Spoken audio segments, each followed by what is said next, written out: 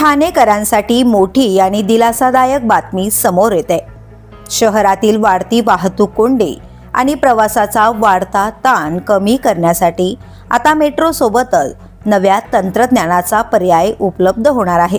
उपमुख्यमंत्री एकनाथ शिंदे यांनी ठाण्यात लवकरच पॉड टॅक्सी प्रकल्प राबविण्यात येणार असल्याची महत्त्वपूर्ण घोषणा केली आहे।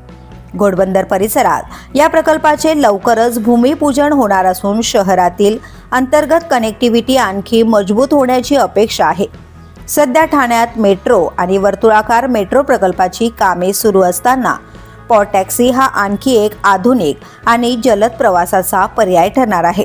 ठाणे शहराचा वेगाने होत असलेला विकास लक्षात घेता रस्ते रुंदीकरण, बोगदे आणि इतर पायाभूत सुविधा प्रकल्पांवरही भर दिला जातोय। पॉड टॅक्सीमुळे नागरिकांना जलद, सुरक्षित आणि ट्रॅफिक मुक्त प्रवासाचा अनुभव मिळणार आहे। त्यामुळे येत्या काळात ठाणेकरांचा प्रवास अधिक सुलभ आणि आधुनिक होणार यात शंका नाही।